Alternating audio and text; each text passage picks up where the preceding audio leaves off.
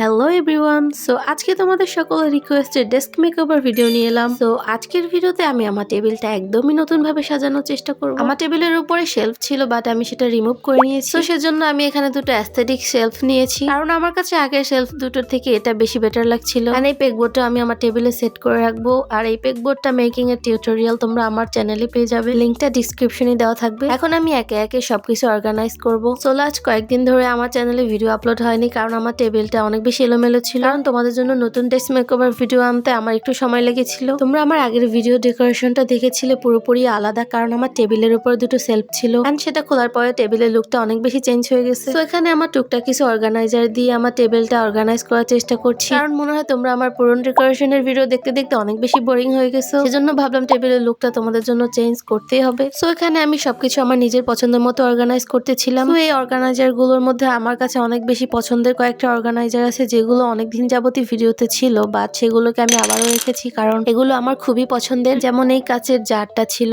এবং এই ক্যান্ডেল গুলো ওরা এখানে নিজে থেকে জায়গা করে নিয়েছে। এন্ড এখানে এটা ছিল একটা ব্রাশ হোল্ডার, যেটার মধ্যে আমার ড্রয়িং এর সকল ব্রাশ গুলো আমি অর্গানাইজ করি। এন্ড এই পেন হোল্ডার মধ্যে আমার সকল কিউট পেন গুলো আমি অর্গানাইজ করি। এন্ড এই পেন গুলোর অনেক হিস্টোরি আছে, যেমন এই পেন গুলো আমি এক একটা করে কালেক্ট করেছিলাম। এন্ড এটার নিচে থাকে আমি কয়েকটা রঙের জার রেখে দিলাম। তো আপাতত এখানে এরাই থাকবে, নেক্সট টাইম আমি এখানে আরো কিছু রাখবো। এন্ড আমার মনে হলো এখান থেকে কিছু একটু চেঞ্জ করতে হবে, কারণ আমার রিসেন্টলি বানানো এই বক্স দুটো রাখতে ভুলে গিয়েছি। তো যার কারণে এই উপরের দিকটা আবার একটু চেঞ্জ করতে হলো। তো এবারের দিকটা আমার ঠিকঠাক ভাবে অর্গানাইজ করার পরে আমার টেবিলের অপর পাশে পেগবোর্ডটাকে অর্গানাইজ করতে হবে। তো এখন চলো আমরা পেগবোর্ডটা অর্গানাইজ করি। সো এটা অর্গানাইজ করার জন্য আমি এখানে কিছু স্টিকি নোট নিয়ে নিলাম, এন্ড সেটা এখানে রেখে দিলাম। এন্ড এখানে কিছু কিউট সাইন পেন আছে, যেটা আমি এই ট্রান্সপারেন্ট বক্সের মধ্যে রাখলাম। এন্ড এই সিজার, ম্যাগনিফাইং গ্লাস, এগুলো যার যার জায়গায় সুন্দর করে রেখে দিলাম। দেন এখানে একটা কি ring and anti cutter and something কিছু জিনিসপত্র দিয়ে ডেকোরেশন করে দিলাম। সো আপাতত এই পেগবোর্ডে রাখার মতো তেমন কোনো জিনিসপত্র নেই। এন্ড এখানে আমার একটা কিউট শো পিস আর এই পাতাগুলো অ্যাড করে দেবো। সো এটা হলো আমার টেবিলের ফাইনাল লুক। এন্ড আজকের মেকওভার ভিডিওটা যদি তোমাদের কাছে একটু ভালো লাগে থাকে, আমার চ্যানেলটা অবশ্যই লাইক এন্ড সাবস্ক্রাইব করে দিবে। So see you in the next video. Bye by.